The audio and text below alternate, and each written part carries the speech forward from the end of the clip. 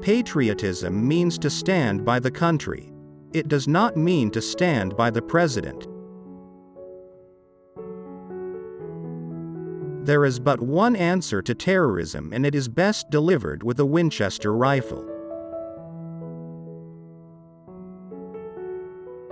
This country will not be a good place for any of us to live in unless we make it a good place for all of us to live in.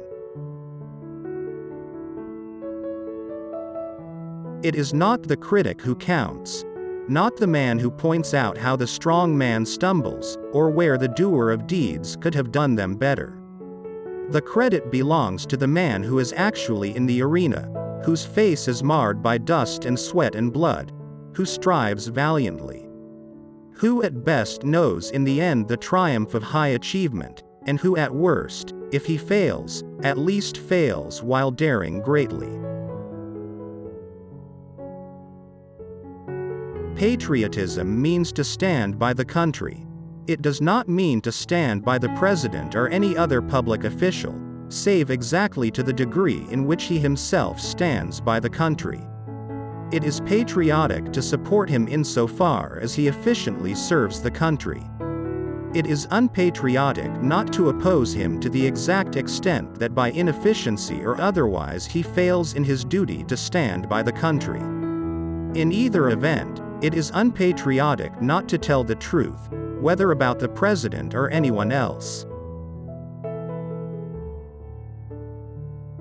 Knowing what's right doesn't mean much unless you do what's right. There can be no divided allegiance here.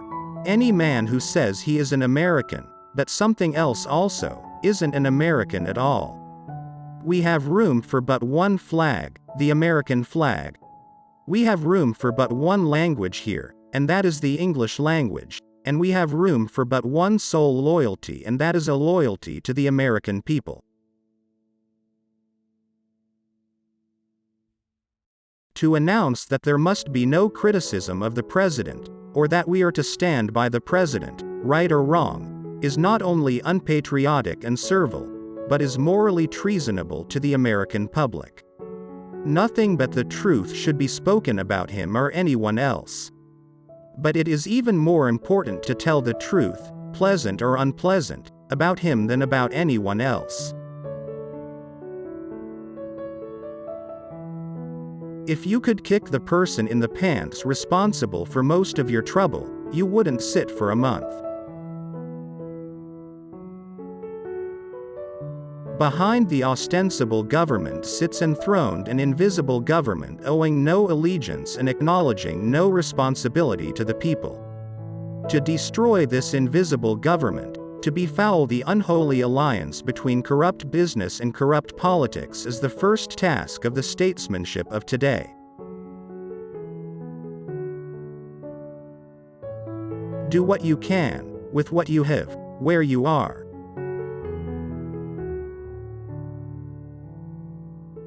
When they call the roll in the Senate, the senators do not know whether to answer, present, or not guilty.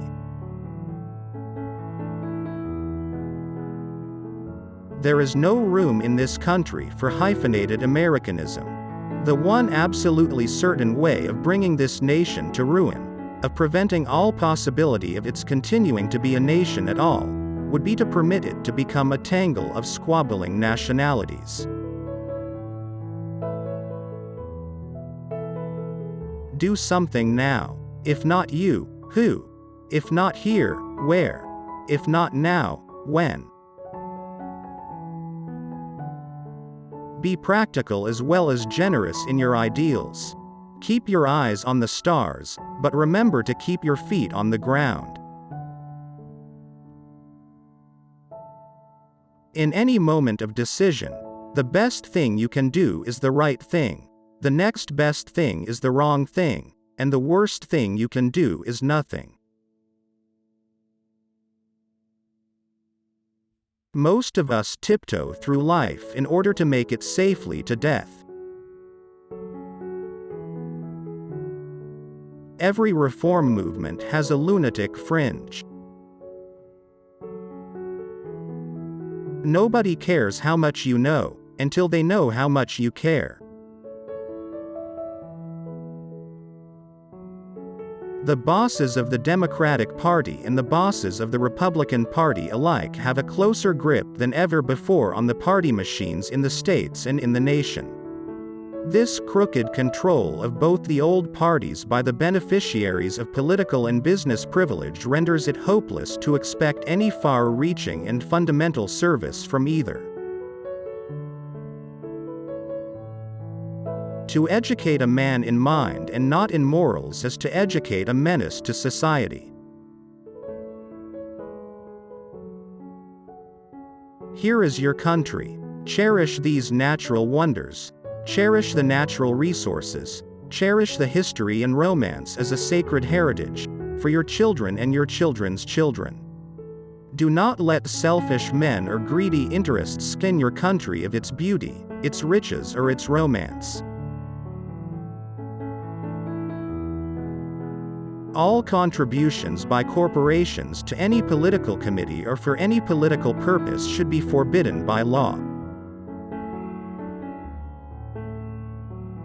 Our government, national and state, must be freed from the sinister influence or control of special interests.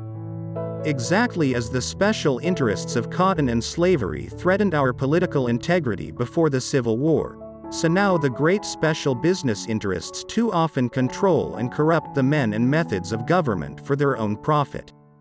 We must drive the special interests out of politics. No man is worth his salt who is not ready at all times to risk his well-being, to risk his body, to risk his life, in a great cause. A man who is good enough to shed his blood for the country is good enough to be given a square deal afterwards. Courage, hard work, self-mastery, and intelligent effort are all essential to successful life. A thorough knowledge of the Bible is worth more than a college education.